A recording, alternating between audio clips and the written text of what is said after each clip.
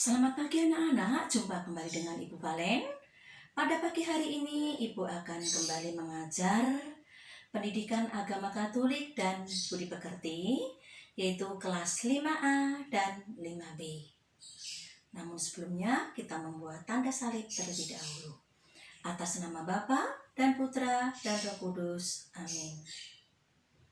Baiklah anak-anak, Ibu pada pagi hari ini akan menyampaikan materi kelima, yaitu tentang Daud anak gembala menjadi raja besar pemersatu bangsa. Daud adalah merupakan tokoh dalam kitab suci Perjanjian Lama yang terkenal dan dikasihi Tuhan. Daud merupakan nenek moyang Yesus Kristus sendiri. Maka Yesus sering disebut sebagai anak Allah.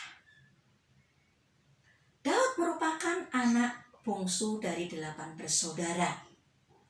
Ayah Daud bernama Isai. Ya. Terus saudara-saudara Daud itu siapa? Saudara-saudara Daud adalah Abinadab, Samah, terus Yeruyah, Netanel, Eliab, terus siapa lagi anak-anak? Abigail dan Osen. Daud adalah merupakan seorang gembala yang juga mempunyai kemampuan pandai memainkan seruling, terus memainkan kecapi, serta mengarang mazmur. Daud dipilih oleh Allah untuk menjadi raja. Dan siapa yang mengurapi Daud menjadi raja? Yaitu Samuel. Ya, saat Raja Saul saat itu adalah sebagai raja, ya. Saat dalam kesedihan atau keguncangan hati pikiran, Daud diminta untuk datang ke istana untuk menghibur Raja Saul, yaitu dengan apa? Dengan memainkan kecapi. Nah, saat itu juga di Filistin ada seorang tentara yang bernama Goliat. Orangnya sombong. Dia menantang, siapa yang berani melawan aku. Maka anak-anak, Goliat panas telinganya. Maka Daud minta izin kepada Raja Saul untuk melawan tentara Filistin yang bernama Goliat tadi.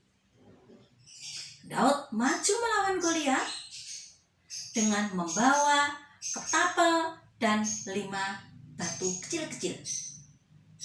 Sedangkan Goliat maju perang melawan siapa? Daud dengan membawa senjata pedang dan tombak. Maka saat itulah terjadi perang antara Daud dan Goliat. Daud langsung mengambil 5 buah batu tadi dan ketapel. Begitu juga Goliat mengambil pedang dan tombaknya. Maka terjadilah perang. Ternyata saat itu Daud mengarahkan ketapelnya kepada Goliat. Saat itulah Goliat terjatuh dan tidak bergerak lagi. Yang artinya Goliat kalah. Ya. Untuk itu Goliat kalah. Ya, melawan Daud. Disinilah mengapa Daud percaya bahwa dia bisa mengalahkan Goliat. Karena Daud disertai oleh Tuhan semesta alam. Dan Daud itu adalah orangnya baik, jujur, maka berkenan di hati Tuhan. Itulah anak-anak. Kalau orang baik, Tuhan tetap akan menyertai. Maka pesan dari ibu, di dalam kehidupan sehari-hari, anak-anak janganlah sombong. Kalian tetap mendengarkan apa yang dikehendaki oleh Tuhan. Jadilah orang yang rendah hati, sabar, tidak sombong, maka Tuhan akan mencintai kalian semua. Baiklah anak-anak, pelajaran pada hari ini Ibu cukupkan sekian, dan anak-anak nanti bisa putar ulang video ini. Setelah itu anak-anak mengerjakan tugas dari Bu Guru. Dan tolong kerjakan dengan baik, diteliti sebelum dikirim ke Bu Guru.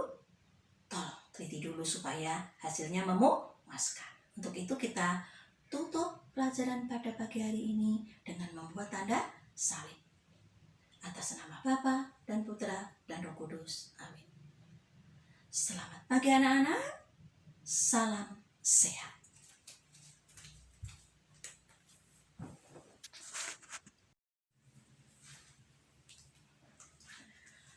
Halo anak-anak, selamat pagi. Jumpa kembali dengan Ibu. Pada pagi hari ini Ibu akan mengajar kelas 4A dan 4B, yaitu Pendidikan Agama Katolik dan Budi Pekerti. Namun sebelumnya kita buka dengan membuat tanda salib. Atas nama Bapa dan Putra dan Roh Kudus. Amin. Anak-anak, pada pagi hari ini Ibu akan menjelaskan materi yang kelima, yaitu tentang mengembangkan kemampuan diriku. Ya anak-anak ya. Jadi, Allah menciptakan manusia seturut gambar dan rupa Allah sendiri. Maka manusia disebut dengan citra Allah. Maka tugas kita sebagai manusia yaitu apa anak-anak?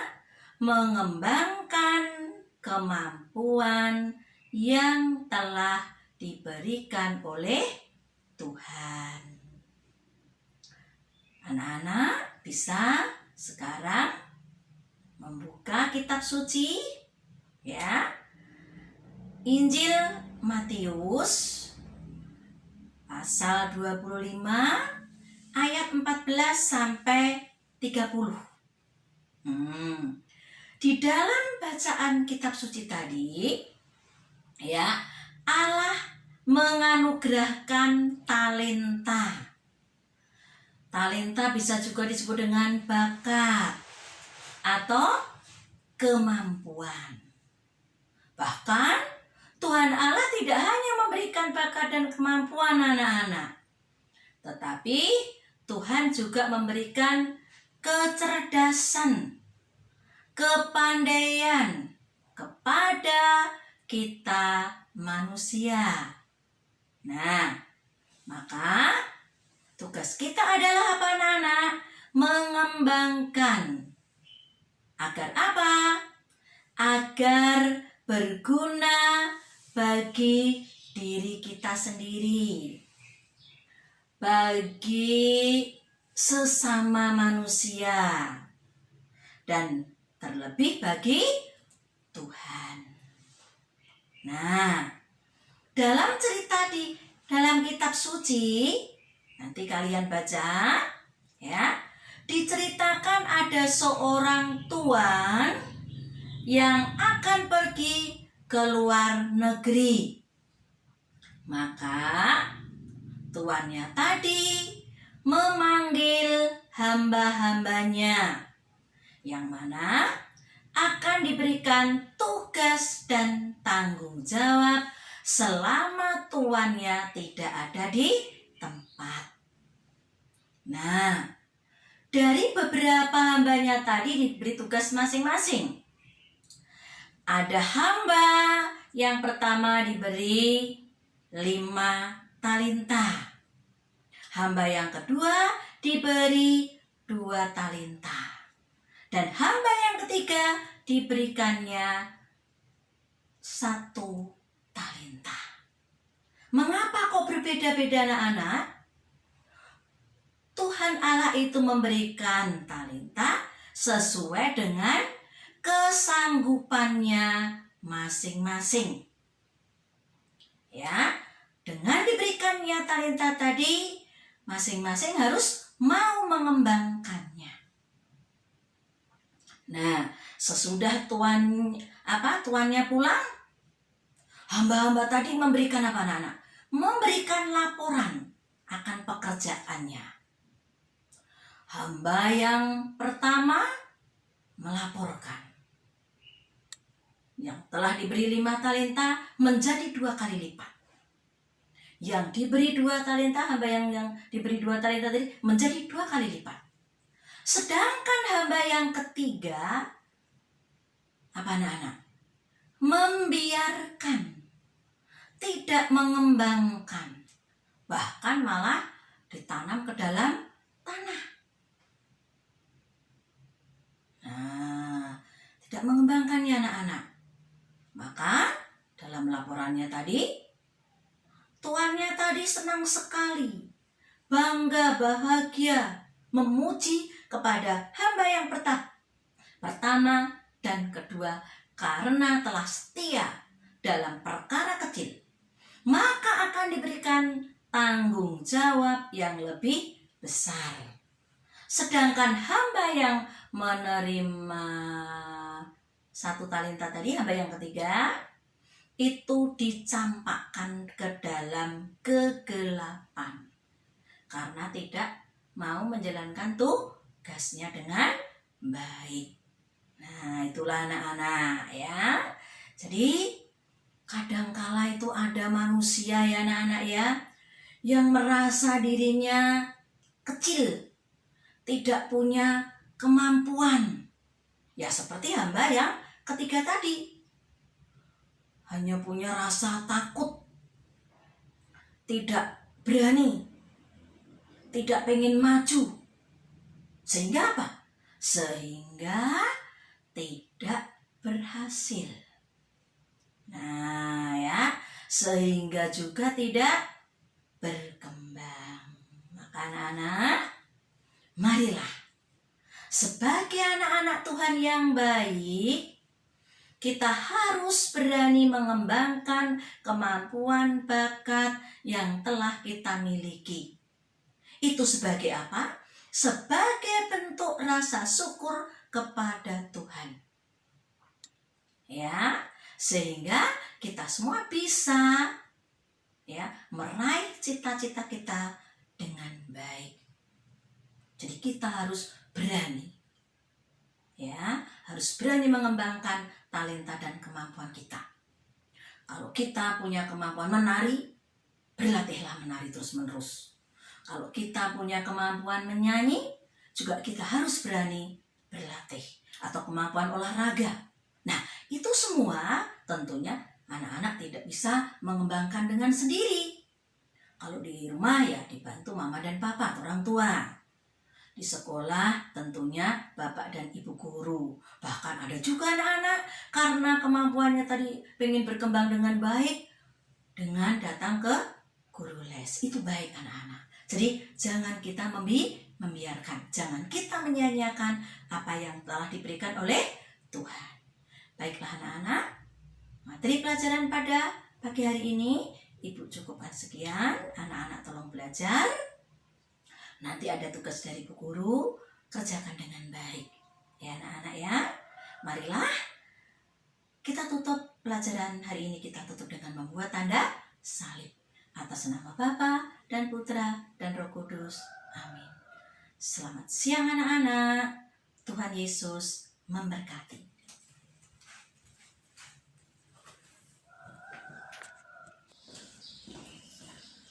Selamat pagi anak-anak.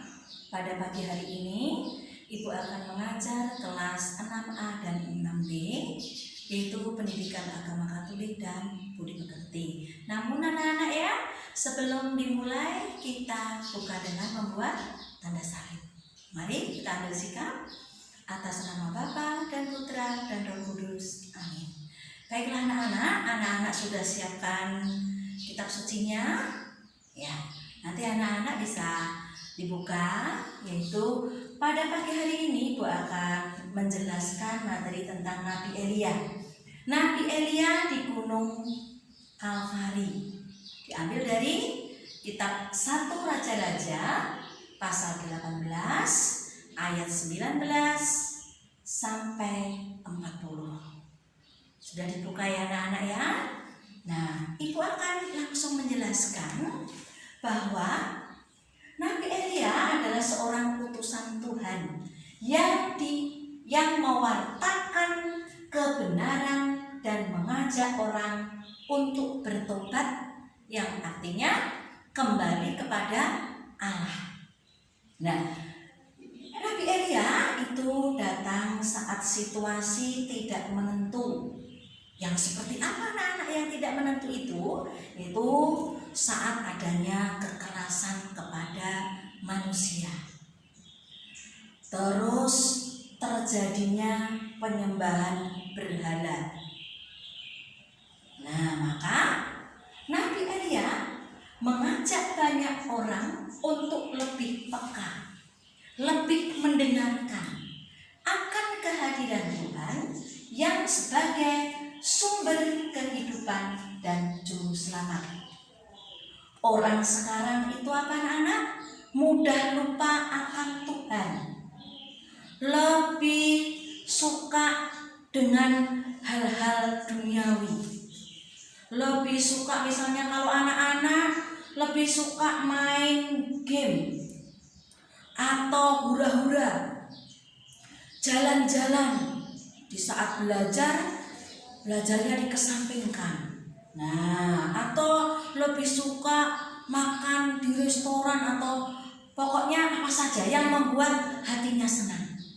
Nah, ya anak-anak ya, apalagi datang kepada dukun kalau ada kesulitan, atau dikatakan bisa kepada orang pintar. Jadi apa anak-anak? Hidupnya lebih jauh dengan Tuhan karena mengandalkan orang pintar. Nah, itulah anak-anak. Ketika lupa akan Tuhan, maka apa yang terjadi? Menjadi pengikut setan. Akibatnya hidupnya apa anak-anak? Hidupnya tidak enak, merasakan hidupnya juga tidak nyaman. Nah, hal itu dialami oleh bangsa Israel yang telah jauh dari Allah. Karena apa? Karena menyembah dewa Baal.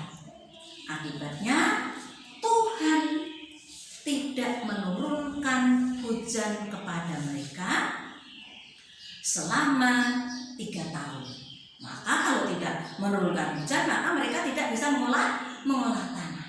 Nah, Nabi Elia berusaha mengembalikan iman orang Israel ya kepada Allah yang sesungguhnya, yang sebenarnya.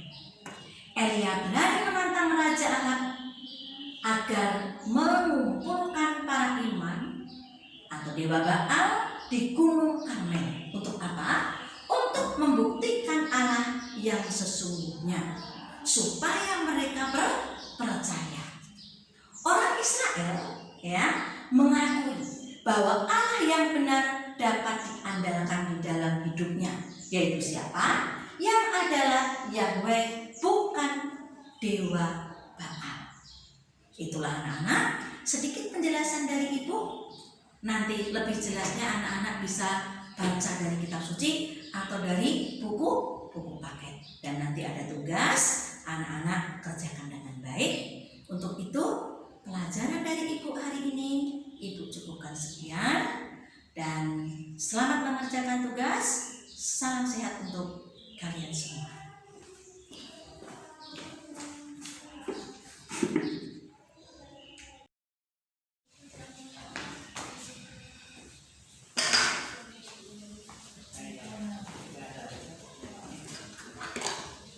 Selamat pagi anak-anak, jumpa kembali dengan Ibu Valen.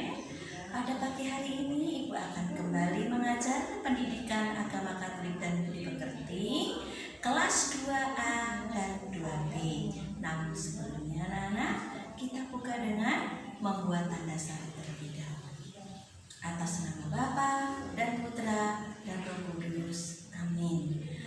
Baiklah anak-anak, pada pagi hari ini Ibu akan kembali mengajar kalian, yaitu pada materi yang kelima, yaitu tentang cerita Kain dan Habil yang diambil dari kitab Kejadian pasal 4 ayat 1 sampai 16. Nah, anak-anak, ya, ada satu keluarga, yaitu Bapak Adam dan Hawa, anak-anak ya. Adam dan Hawa tadi dengan istrinya tadi mempunyai 2 orang anak, yaitu siapa? Kain dan Habil. Namun dari 2 orang anak ini, Kain dan Habil ini, dia mempunyai kemampuan pekerjaan masing-masing. Kalau Kain itu suka bertani. Nah, apa yang dilakukan kalau orang bertani itu? Ya bertani sayur, buah-buahan. Nah, pada suatu hari Kain ingin mempersembahkan hasil taninya kepada Tuhan. Tetapi aneh anak-anak ya, Kain mempersembahkan hasil taninya yang buruk. Maka apa anak-anak? Persembahannya tidak berkenan di hati Tuhan dan tidak diterima. Apa tandanya kalau tidak diterima? Yaitu korban bakarannya atau asapnya larinya ke samping. Sedangkan Habil itu suka bekerja sebagai penggembala ternak atau domba. Nah, dia rajin merawat dombanya. Maka pada suatu hari Habil memberikan persembahan kepada Tuhan, domba yang gemuk, yang jantan, yang masih muda. Akhirnya apa? Berkenan di hati Tuhan. Tuhan terima dan tandanya asapnya naik ke atas. Nah, dengan seperti itu Kain menjadi marah, menjadi iri hati kepada Habil. Akhirnya apa? Timbul rasa benci. Maka Kain mempunyai rencana untuk mencelakai atau membunuh Habil. Nah, semua rencana Kain tadi diketahui oleh Allah. Maka Allah dengan cepatnya anak-anak memanggil Kain, bertanya, "Kain, mengapa engkau marah? Jika engkau marah, dosa telah mengintip hatimu," katanya ya anak-anak ya. Maka Kain apa? Kain tidak mendengarkan suara Allah atau suara Tuhan. Dia semakin dendam.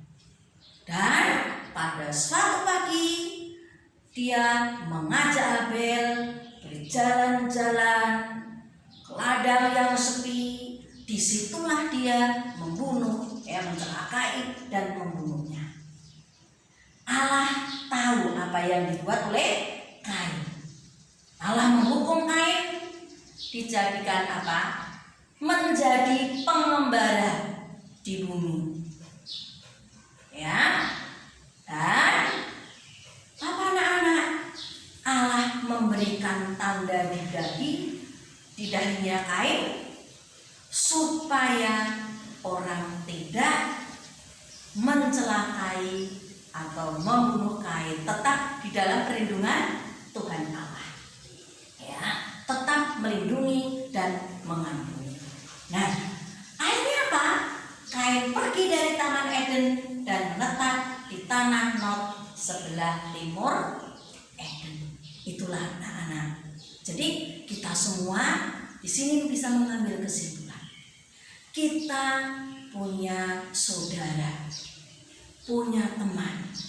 Harusnya hidup dengan rukun, hidup dengan damai. Kalau ada teman teman yang berhasil tidak boleh iri hati. Malah kita anak-anak mendukung agar semua menjadi baik. Baiklah anak-anak, materi ibu cukupkan ini, dan anak-anak nanti tugasnya menuliskan doa berniat untuk berbuat baik kepada teman, kepada saudara, kepada semua orang, dan agar dijauhkan dari iri hati.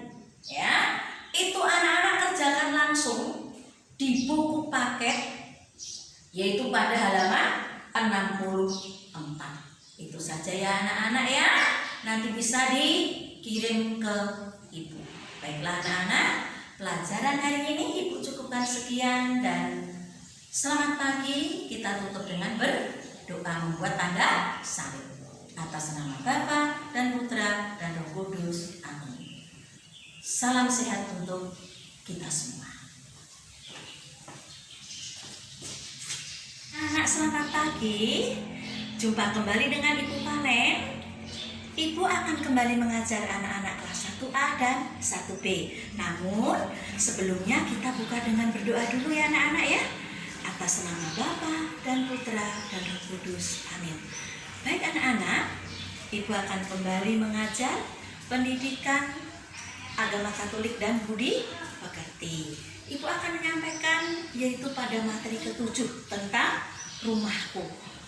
Kalau hari Rabu kemarin Ibu menjelaskan tentang rumah kita ya anak-anak ya, yang banyak ruangnya. Nah sekarang kita masuk dalam cerita kitab suci anak-anak, yaitu Yesus mengunjungi rumah Sakeus, di mana Sakeus itu adalah orang dari kota Yeriko.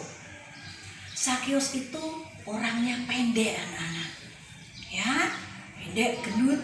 Nah terus pekerjaannya sebagai pemungut cukai atau pemungut pajak. Nah maka banyak orang tidak suka dengan Sakeus. Nah pada suatu hari Yesus mau datang di kota Yeriko.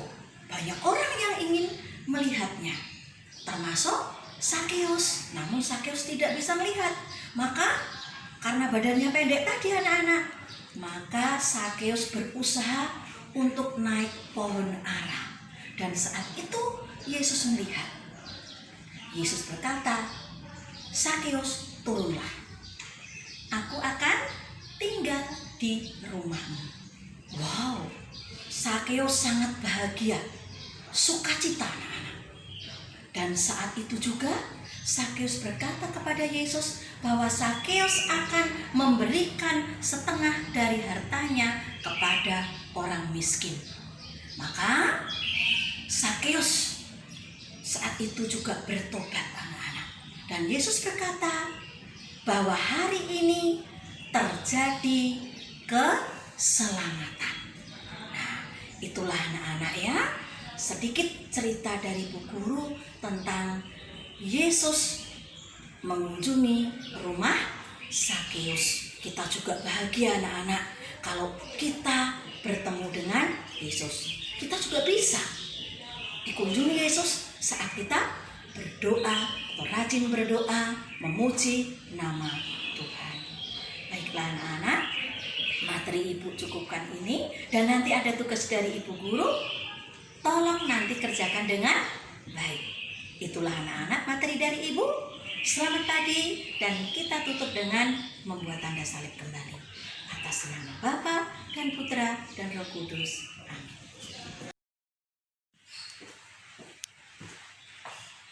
Halo anak-anak, selamat pagi. Pada pagi hari ini, bagaimana kabarnya anak-anak? Ibu harap anak-anak tetap sehat dan bersemangat. Pada pagi hari ini, Ibu akan kembali mengajar anak-anak kelas 5A dan 5B. Namun sebelumnya, kita membuat tanda salib sebagai pembukaan. Ya anak-anak ya. Atas nama Bapa dan Putra dan Roh Kudus. Amin. Baiklah anak-anak, pada pagi hari ini Ibu akan mengajar pendidikan agama Katolik dan budi pekerti. Ibu akan menyampaikan pada materi yang ke-8 tentang mari Maria dan Elizabeth menanggapi rencana Allah. Ibu akan sedikit memberikan penjelasan ya anak-anak ya, bahwa Elizabeth itu bersuamikan Zakaria.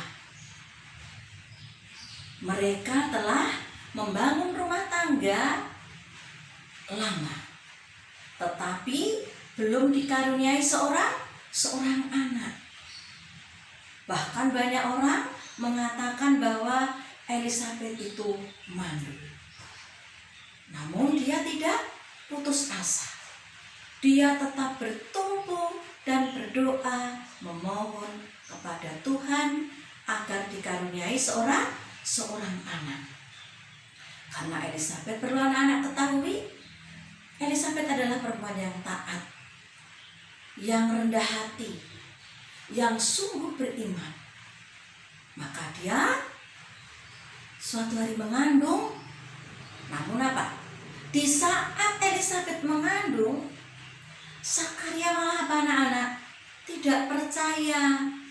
Maka seketika itu Zakaria menjadi bisu dan bisa berbicara kembali saat putranya lahir. Itu yang dialami oleh Elizabeth. Begitu juga anak-anak ya dengan Maria. Ya, Maria itu punya orang tua anak-anak, yaitu Ibu Ana dan Bapak Yoakim. Maria juga mendapat kabar gembira dari malaikat Gabriel.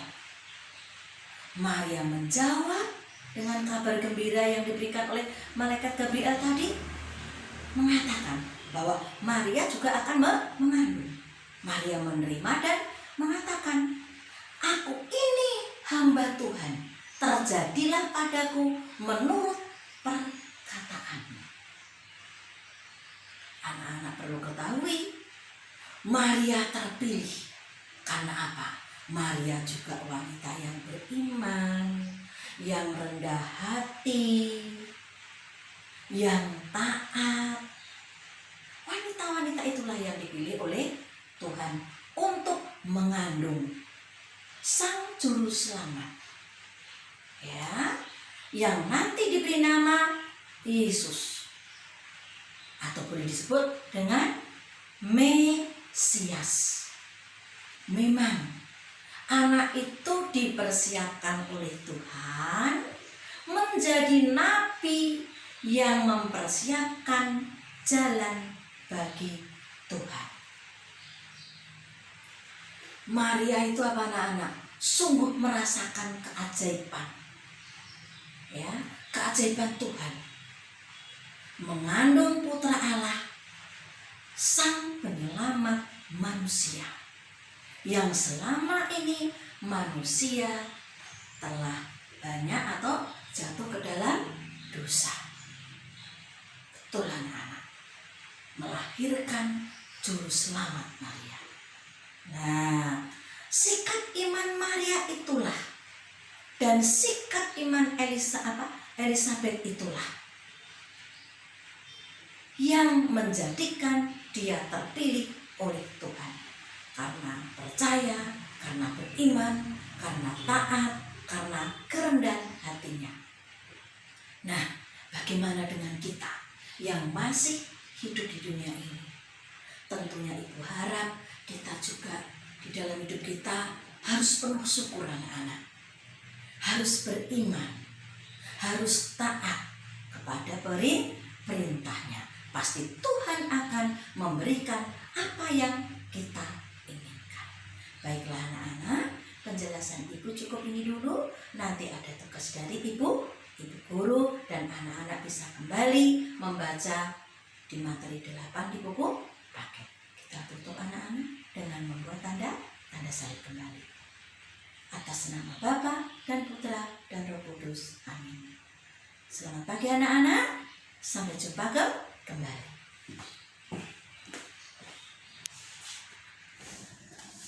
Selamat pagi anak-anak.